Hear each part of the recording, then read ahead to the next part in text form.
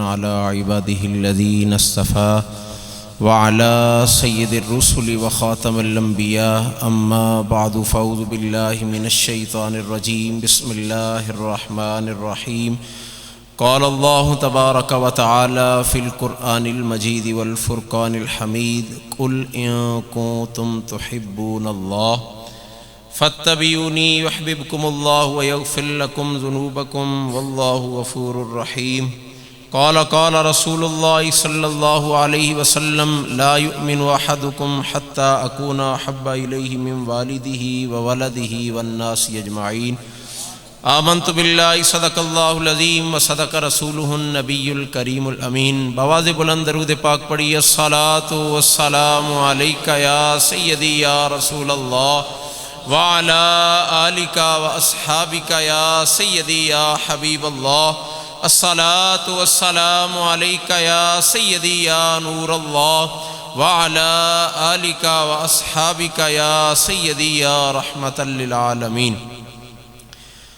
غلام حشر میں جب سید الورا کے چلے، لوائے حمد کے سائے میں سر اٹھا کے چلے، یہ کس کا شہر قریب آ رہا ہے دیکھو تو، درود پڑھتے ہوئے قافلے ہوا کے چلے۔ وہ ان کا فقر کے سلیمان کو جس پہ رشک آئے، وہ ان کا حسن کے یوسف بھی منہ چھپا کے چلے، اور سرے نیاز جھکایا جنہوں نے اس در پر، وہ خوش نصیبی دنیا میں سر اٹھا کے چلے۔ اور جناب آمنہ دوڑی بلائیں لینے کو، جو سر پہ تاج شفاعت کا وہ سجا کے چلے۔ نصیر ان کے سوا کون ہے رسول ایسا، جو بخشوانے پہ آئے تو بخشوا کے۔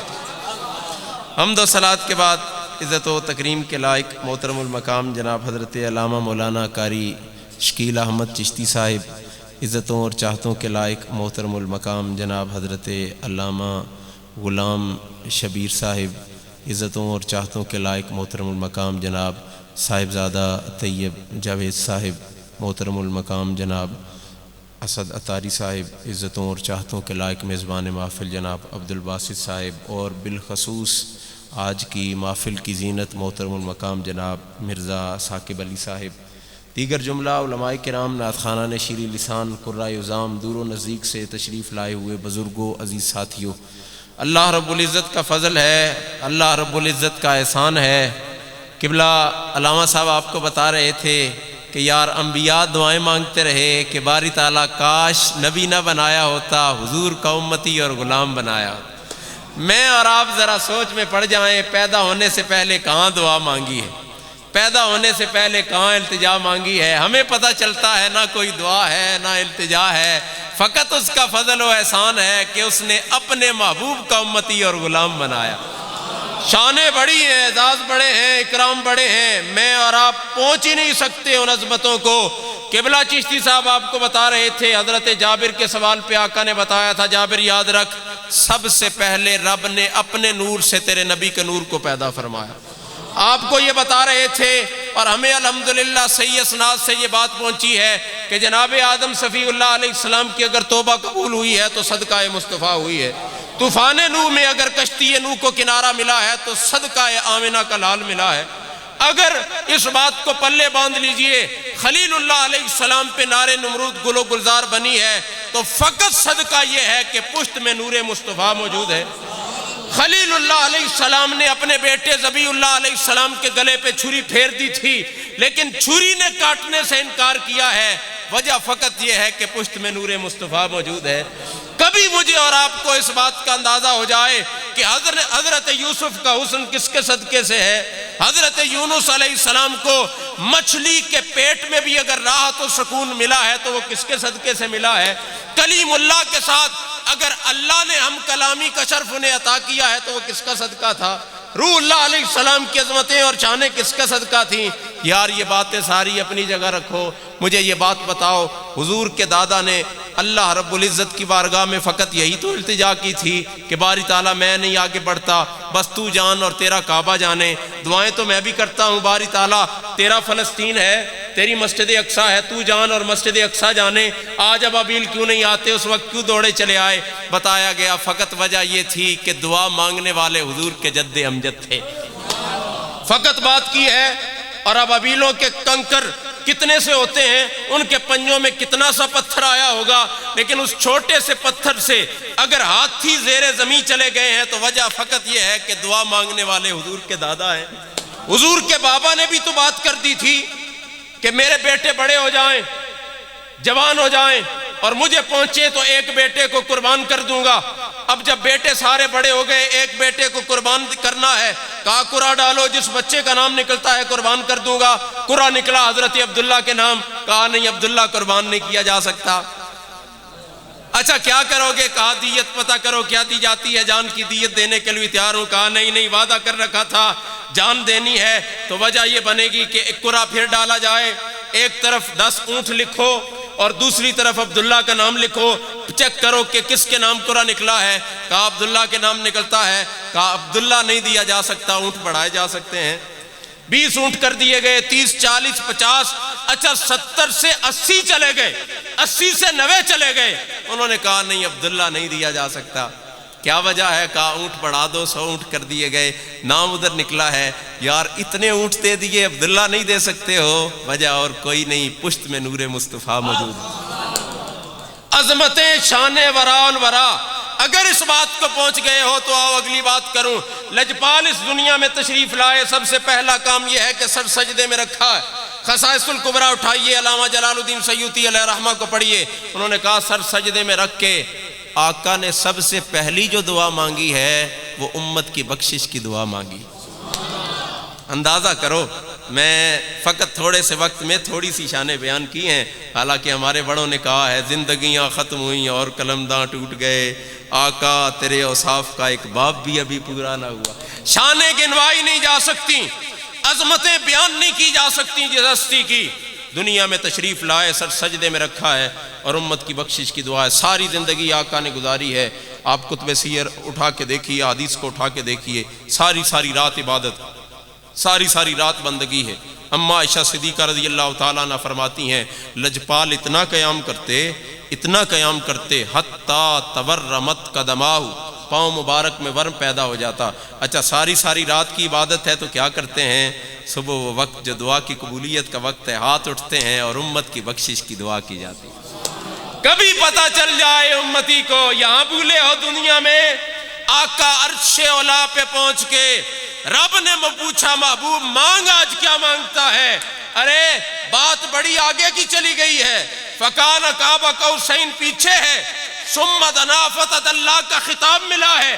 اتنی قربت میں جا کے رب نے کہا محبوب مانگ کیا مانگتا ہے؟ اور کچھ نہیں مانگا، میری اور آپ کی بخشش کی دعا مانگی۔ ساری زندگی دعائیں ہیں، ساری زندگی التجائیں ہیں۔ کبھی اس بات پہ غور و فکر کیا ہے کہ یار کریم آقا علیہ السلام کو جب لحد مبارک میں اتارا گیا تو حضرت علی نے ہمیں بتایا کہ آقا کے لب مبارک کھل رہے تھے، کان قریب کیے تو التجا یہی تھی، ربی حبلی امتی، ربی حبلی امتی۔ ساری زندگی پھر چلے گئے لحد مبارک میں، پھر دعائیں، پھر التجائیں۔ اچھا میں اور آپ یہاں ہیں دنیا میں، اپنی قبر میں جاؤ گے تو پیچھے یہ جو رہ جاتے ہیں ساتھ آتے ہیں قبر میں؟ نہیں، لیکن آنکھیں بند ہوئی۔ اچھا کوئی روایت نہیں سناتا کہ یار حضرت خلیل بھی اپنی امتیوں کی قبر میں آئے ہوں، حضرت روح اللہ علیہ السلام بھی قبر میں آئے ہوں، حضرت کلیم بھی اپنے امتیوں کے، سارے نبیوں کو امتیوں سے پیار ہے، لیکن انوکھا پیار ہے۔ حضرت بلال حبشی نے سینہ چوڑا کیا اور بیوی کا کہا رونا نہیں، مبارکباد پیش کر۔ کہا کس بات کی مبارک ہے؟ کہا اس بات کی مبارکباد پیش کر، تجھے پتہ ہونا چاہیے موت بلال کو مارنے نہیں آ رہی، اپنے یار سے ملانے کے لیے۔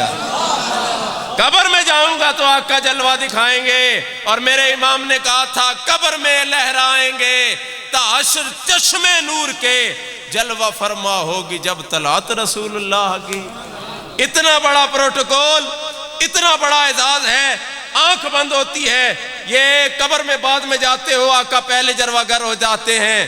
اور ہمارے بڑوں نے بڑی بات کی ہے، انہوں نے کہا قبر میں سرکار آئیں تو میں قدموں میں گروں، گر فرشتے بھی اٹھائیں تو میں ان سے یوں کہوں اب تو پائے ناز سے میں اے فرشتوں کیوں اٹھوں، مر کے پہنچا ہوں یہاں اس دلربا کے واسطے۔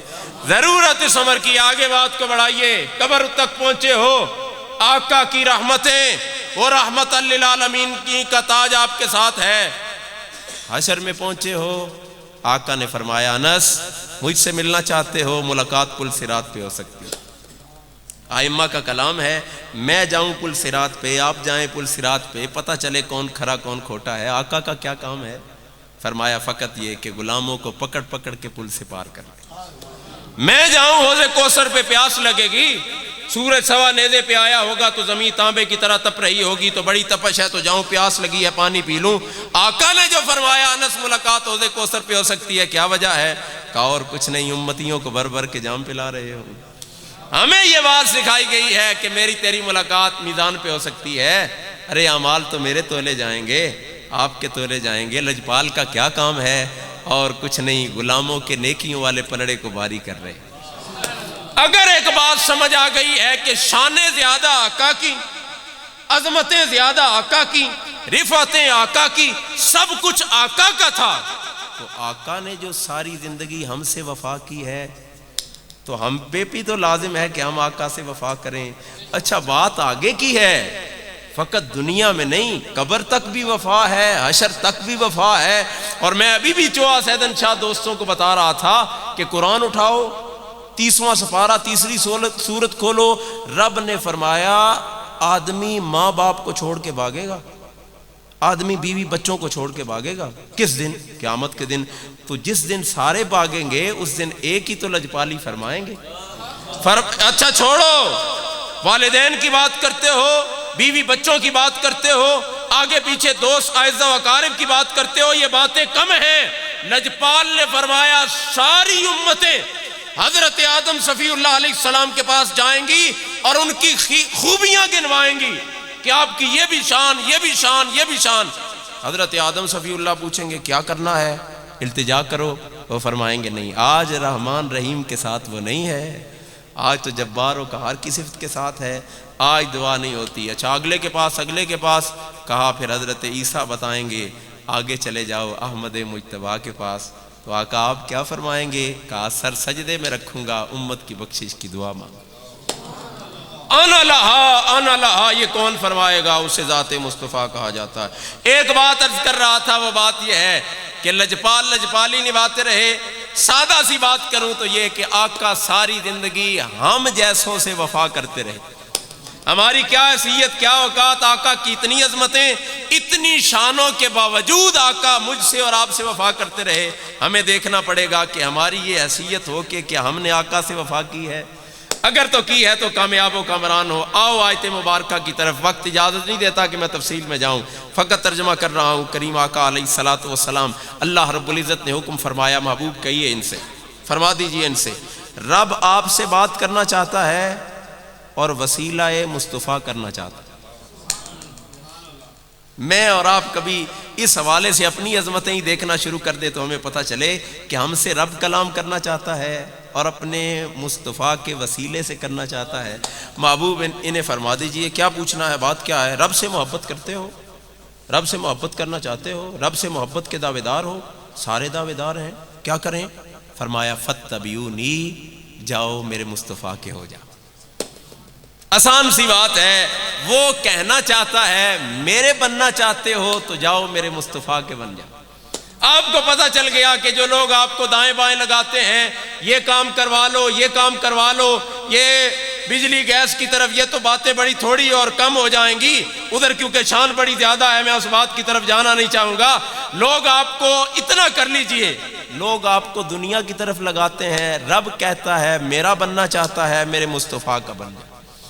لوگ آپ کو بتائیں گے کہ مصطفیٰ کے قدموں میں جانے سے کچھ نہیں ملتا، ہمیں الحمدللہ پتہ چلا ہے آقا کے قدموں میں ابو بکر آئے تو صدیق اکبر بن جایا کرتا، عمر آئے تاجدار عدالت بن جاتا ہے، عثمان آئے تو تاجدار سخاوت بن جاتا ہے، علی آئے تو تاجدار شجاعت بن جاتا ہے۔ بس اس بات کو سمجھتے ہوئے مجھے اور آپ کو پتہ ہونا چاہیے، بھائی آئے بڑا خاص کام کیا، مرزا یہ ثاقب صاحب موجود ہیں، اللہ انہیں جزائے خیر عطا فرمائے، ایک بڑے کام کی طرف نکلے ہیں، اور یہ اعزاز اور پروٹوکول اسی طرح ہونا چاہیے الحمدللہ، کیونکہ ساری عزتیں آقا کی وجہ سے ہیں۔ حضرت عمر کے سامنے زوجہ نے کوئی سخت بات کی تو حضرت عمر رضی اللہ تعالیٰ عنہ نے ارشاد فرمایا، کہا شکر ادا کرو کہ تمہارا یہ لہجہ آقا کی تشریف آوری کے بعد ہے، آقا کی تشریف آوری سے پہلے کسی عورت کی جرت نہیں ہوتی تھی ہم سے سخت لہجے میں بات کریں. آقا آئے ہیں، آقا نے ہمیں بتایا ہے کہ عورتوں سے کیسے پیش آنا ہے اور ان کے ساتھ کیسے سلوک کرنا ہے. لجپال کی لجپالی دیکھیے، 1400 سال بعد عورت آپ کو کہے آپ کے گھر میں جب بھی آئی ہوں، جب سے آئی ہوں کوئی سکون نہیں ملا، تو پریشان ہونے کی بات ہی کوئی نہیں. کریم نے 1400 سال پہلے بتایا تھا کہ عورت کی فطرت میں یہ بات شامل ہے. ہمیں استاد محترم ارشاد فرمایا کرتے، اگر زندگی میں کوئی موقع بنے عورت کہے کہ جب سے اس گھر میں آئی ہوں کوئی سکون نہیں دیکھا، تو پریشان نہیں ہونا کہ یہ بات کیوں کر رہی ہے. قربان جانا اور اللہ کی بارگاہ میں شکر ادا کرنا کہ باری تعالیٰ کیسا خوبصورت نبی دیا ہے. 1400 سال پہلے مجھے یہ بتا گیا میرا غیب دان نبی کہ تیری بیوی تجھ سے یہ بات کرے گی. اعزاز و اکرام ہے، شانیں اور عظمتیں ہیں آقا کی کہ یہ ساری باتیں مجھے اور آپ کو بتا کے گئے ہیں. اور کتنی خوبصورت بات ہے، آقا نے فرمایا بیوی ہے تیری، سیدھا کرنا تیری ذمہ داری ہے، اچھے طریقے کو دکھانا تیری ذمہ داری ہے، صحیح تربیت کرنا تیری ذمہ داری ہے، اسلام سکھانا تیری ذمہ داری ہے. لیکن اتنی سختی نہ کر، ٹیڑھی پسلی سے بنی ہے، سیدھا کرنا شروع کرے گا تو ٹوٹ جائے گا. سکھا ضرور، اسے سیدھا رستہ دکھا ضرور اور سیدھے رستے پہ چلا ضرور. اچھا ہوتا کیا ہے، ہم جب ایسی باتیں سن کے جاتے ہیں تو گھر میں جا کے یا بیوی کو بتاتے ہیں یا اپنی بہو کو بتاتے ہیں. یہ باتیں بیوی یا بہو کو بتانے والی نہیں ہوتی، یہ اپنی بیٹی کو، یہ آپ اپنی بہن کو جا کے بتائیں. دیکھیں کس طرح خوبصورت طریقے سے آپ کی بات مانیں اور معاشرہ کیسے سنورتا چلا جائے گا. ہاں کبھی پرسکون ماحول بنا ہے اور آپ اپنی زوجہ سے کہتے ہیں، وہ بھی آپ کی یہ باتیں سنیں گی. ایسا نہیں ہے کہ جب معاملہ سختی پہ آ جاتا ہے، لڑائی پہ آ جاتا ہے اور میں اور آپ کہیں کہ آقا نے تو ارشاد فرمایا تھا کہ اگر میں سجدے کی اجازت دیتا تو بیوی کو حکم دیتا کہ تو اپنے خاوند کو سجدہ کر، میرا یہ مقام ہے. آج وہ آپ کی بات نہیں مانیں گی، آج نہیں. پہلے سناؤ حضور کی حدیثیں، پہلے سناؤ حضور کے فرامین، اسے بھی پتا چلے کہ خاوند کی کیا عظمت ہے. اور آپ کو بھی پتا ہونا چاہیے کہ بیوی کے ساتھ کیا اس نے سلوک کرنا ہے اور کیسے پیش آنا ہے. یہ گالم گلوچ کا کلچر ہمارا ہے. آقا نے تو حکم ارشاد فرمایا کو بیوی کو گالی نہیں دینی. یہ تھپڑ مارنے کے کلچر ہمارے، آقا نے منع فرمایا کہ اس کے چہرے کے اوپر تھپڑ رسید نہیں کر. ایک ایک بات بتائی صاحب، کبھی میں اور آپ اس بات کو دیکھیں. بات کیا ہے؟ فاتبعونی، آؤ میرے محبوب کی اتباع کرو. 4 شادیوں کی اسلام میں اجازت ہے اور کوئی کرے نہ 4 اور سنبھال کے دکھائے. میرے لجپال کی پتہ ہے کتنی عظمتیں ہیں. خاصہ تھا میرے آقا کا، اللہ کے فضل و احسان تھے. ایک وقت میں 11 بیویاں بھی ہیں اور ساری راضی ہیں. اور آقا نے کس طریقے سے رکھا ہوا ہے کہ ساری خوش بھی ہیں اور ساری سلامی عقیدت بھی پیش کرتی ہیں. اعزاز ہے، عظمتیں اور شانیں ہیں. کبھی میں اور آپ اس بات کی طرف غور و فکر کریں کہ آقا کے جو نقش قدم پہ چلنا ہے تو کبھی یہ چیزیں سیکھنی پڑیں گی، کبھی یہ دیکھنا پڑے گا کہ گھر کیسے سنور سکتا ہے، گھر کیسے بہتر ہو سکتا ہے. کبھی مجھے اور آپ کو اس بات کی فکر اگر لاحق ہو اور میں اور آپ ان چیزوں کو پڑھیں اور میں اور آپ ان چیزوں کو دیکھیں کہ یار نکاح کس وجہ سے لازم کیا گیا تھا اور ہم نے آگے بڑھ کے اس کو کس طریقے سے پروموٹ کر دیا. یہ بات یاد رکھیے. جو نوجوان بیٹھے ہیں، ایک بات عرض کرنا چاہوں گا، آقا کریم علیہ الصلوۃ والسلام اللہ رب العزت کی ذات کے سوا کسی کا حکم ماننے کے پابند نہیں. میں اور آپ جو دعوے دار ہو جاتے ہیں اور کھڑے ہو جاتے ہیں والدین اور اپنے سارے معاشرے کے سامنے کہ شریعت میں پسند کی شادی کی اجازت ہے، آقا کسی کے پابند نہیں، فقط اللہ کی ذات کے پابند ہیں. اس کے باوجود جب نکاح کا پیغام آیا حضرت خدیجہ الکبریٰ سلام اللہ علیہا کی طرف سے، تو آقا نے جواب میں ارشاد فرمایا میں اپنے چچا سے پوچھ کے بتاؤں گا. پابند کسی کے نہیں، لیکن اس کے باوجود میری اور آپ کی تربیت ہے، مجھے اور آپ کو دعوت فکر ہے، مجھے اور آپ کو جو اسوہ حسنہ دیا گیا ہے اس میں میری اور آپ کی تربیت ہے. بس ان چیزوں کو سمجھیے. ایک ایک چیز یہ فقط نہیں. شادی کا موقع ہے تو اس حوالے سے میں نے 2-4 باتیں آپ کے سامنے کر دی ہیں. اس عنوان کو کھولا جا سکتا ہے اور آگے بات کی جا سکتی ہے. فقط ایک بات کو یاد رکھیے، اللہ رب العزت نے قرآن پاک میں میاں بیوی کو ایک دوسرے کا لباس کہہ کے فرمایا. اور آپ کو پتہ ہونا چاہیے کہ لباس ایک دوسرے کو گرمی سردی سے بچا لیتا. کبھی ایسا نہ ہو کہ اس پہ تکلیف آئے اور آپ اس کے ساتھ شریک نہ ہوں، آپ پہ کوئی تکلیف آئے اور وہ آپ کے ساتھ شریک نہ ہو. نہیں، لباس فرمایا گیا تو یہ گرمی سردی سے بچاتا. یہ جب شدت آئے گی تو آپ بچائیں. یاد رکھیے اگلی بات، لباس جو ہوتا ہے وہ عیب کو چھپا لیا کرتا ہے. آپ کے جسم پہ کہیں داغ دبا ہے، کوئی چیز ہے، لباس دکھنے نہیں دے گا، آپ کو بچانا پڑے گا. یہ آئینہ دار ہوتا ہے، یہ خوبصورتی کے لیے ہوتا ہے، اور کبھی ایسی چیزیں نہ ہوں. خیر، طوالت سے بچتے ہوئے اشارہ میں نے آپ کو کر دیا. ایک اور بڑی خاص چیز عرض کرنا ضروری سمجھوں گا کہ فقط یہ نہ سمجھا کرو کہ جو فرائض ہیں فقط یہی تک بات محدود ہے کہ نماز، روزہ، حج، زکوٰۃ کریں گے، اور یہ بات بھی کم کر دی گئی. اس بات کو بھی ضروری سمجھیے گا. وہ جو کہا گیا کہ بس یہی ہے، نماز، روزہ، حج، زکوٰۃ اور جہاد کو چھوڑ دیا، اور روتے دیکھتے ہیں ہم غزہ کے بچوں کو. اور یار دردناک کہانی ہے اس بابے کی جس نے اپنے پوتے پوتیوں کو سامنے لٹایا، کفن پہنایا اور کہا کہ بچوں آقا کے پاس جا کے شکایت کرنا کہ آپ کی امت نے غزہ میں ہمیں اکیلا چھوڑ دیا. ذرا اندازہ کرو کہ اگر انہوں نے آقا کو شکایت لگا دی تو کیا بنے گا. میرے قائد فرمایا کرتے آقا کھڑے ہوں گے پل صراط پہ، یہ بات خوش کرتی ہے، لیکن کیا ہم نے منہ بنا لیا جو آقا کو دکھانے لائق ہے، یا ہم دوسری طرف منہ کر کے کھڑے ہوں گے اور پریشانی کا عالم ہوگا کہ پتہ نہیں آقا پکڑیں تو کیا بات کر دیں، پتہ نہیں ہماری بات بن پائے یا نہ بن پائے. کبھی ایسا نہ ہو صاحب، ہم نے منہ دکھانا ہے آقا کو. وہ بابا ساری زندگی کہتا رہا جب روح میری پیراہن خاکی سے نکلی تو روزے سے آواز آئی.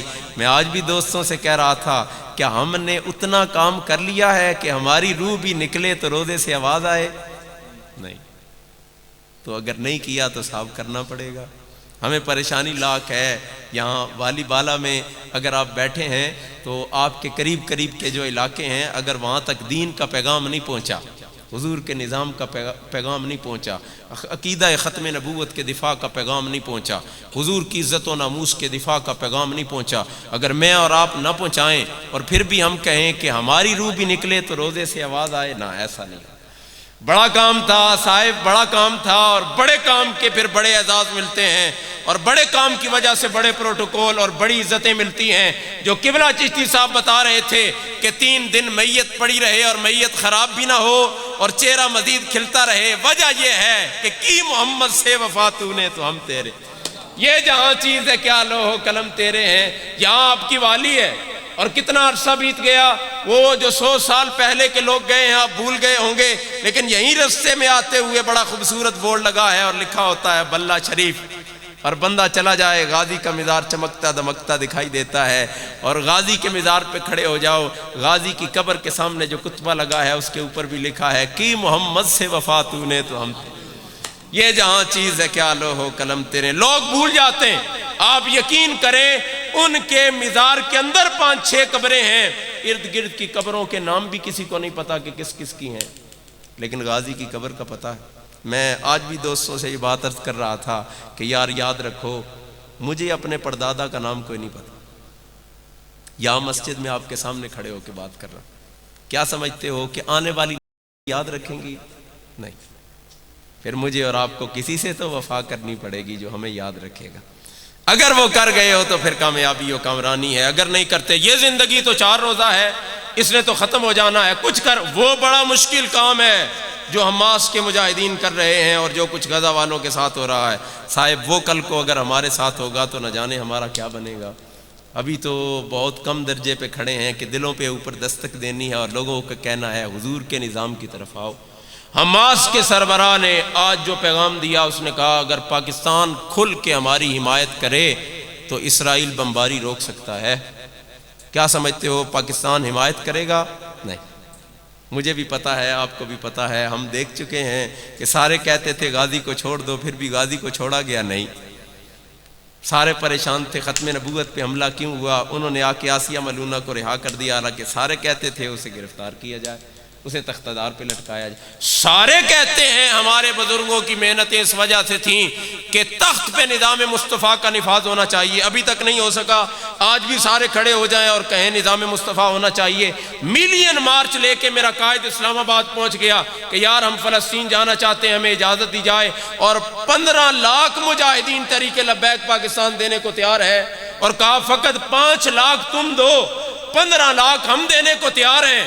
اور اعلان کرو جانے کے لیے۔ نگران وزیر اعظم کو بھی پیغام پہنچایا، کہا اگر نگران وزیر اعظم ہمارے افغانی بھائیوں کے لیے یہ حکم دے سکتا ہے کہ انہیں پکڑو اور پاکستان سے نکالو، افغانستان بھیج دو، تو یہ حکم کیوں نہیں دے سکتا کہ پاکستانی فوج بڑھو اور فلسطین جاؤ اور اسرائیل کو تہ و تیگ کر کے آ جاؤ؟ دیا جا سکتا ہے لیکن نہیں دیتے صاحب۔ یہ کس وجہ سے ہے؟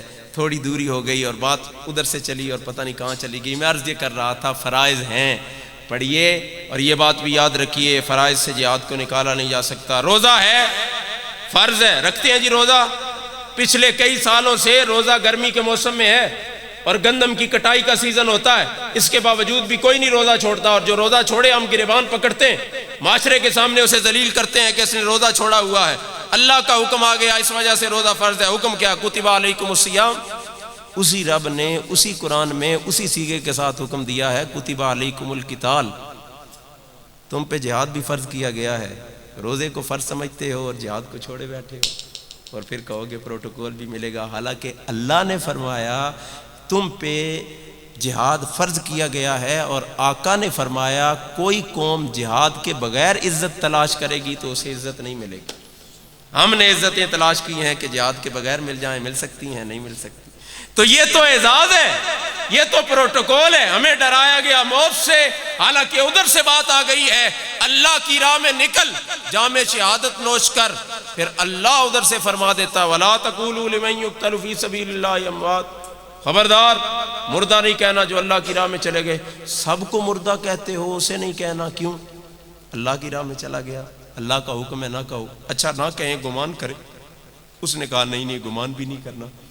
اچھا رب نے اسی قرآن میں چلتے پھرتوں کو مردہ کہا، سوتے جاگتے کھاتے پیتے آقا کی آنکھوں کے سامنے ہیں، انہیں مردہ کہا گیا۔ جو زیر زمین چلے گئے، بات کو بڑھاؤں تو جسم کا مسئلہ کیا گیا، کلیجہ نکال کے چبا لیا گیا، فرمایا خبردار مردہ گمان بھی نہیں کہنا۔ مسئلہ کیا ہے؟ قرآن نے ہمیں بتایا، یاد رکھ، مسئلہ یہ ہے سانسیں آنے جانے کا نام زندگی نہیں، اور سانسیں رک جانے کا نام موت نہیں۔ موت نبی کی غداری کا نام ہے، اور زندگی نبی کی وفاداری کا نام۔ وفاداری کر تیری زندگی، غداری کرے گا تو تیری موت ہے۔ بس اس بات کو سمجھیے۔ اچھا بات کو ختم کروں، اس بات کی طرف لے آؤں۔ بندہ کھڑا ہے پریشان، باری تعالیٰ محبت کرنا چاہتا تھا تجھ سے، میں تیرا بننا چاہتا تھا، تو نے کہا فاتبعونی، جا میرے مصطفیٰ کی اتباع کر۔ آیا محبوب کے قدموں میں، محبوب کی اتباع کر رہا ہوں، مجھے بتایا جائے میرا کیا بنے گا؟ محبت جو تجھ سے کرنا چاہتا تھا، خالق کا پیغام ہے یحببکم اللہ، تو میرے محبوب کا بن جا، میں بذات خود تجھ سے محبت کرنے لگ جاؤں۔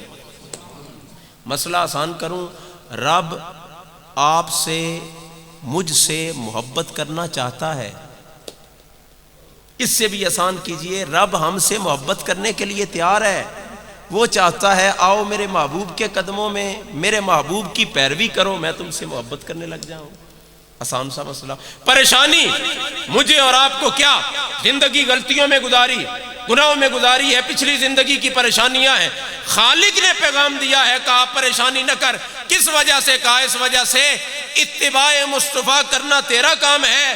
یحببکم اللہ ویغفر لکم ذنوبکم، ساری زندگی کی غلطیوں کو معاف کرنے کے لیے بھی تیار ہوں، تجھ سے محبت کرنے کے لیے بھی تیار ہوں۔ حدیث مبارکہ کا فقط سہارا لوں گا اور اشارہ کروں گا، رب میری آپ کی ساری زندگی کی غلطیوں کو، گناہوں کو نیکیوں میں بدلنے کے لیے تیار ہے، لیکن وجہ کیا ہے؟ آؤ میرے محبوب کی اتباع کرو۔ سادہ سا فارمولہ، اس کے محبوب کے ہو جاؤ، وہ آپ کو اپنا محبوب بنا لے گا۔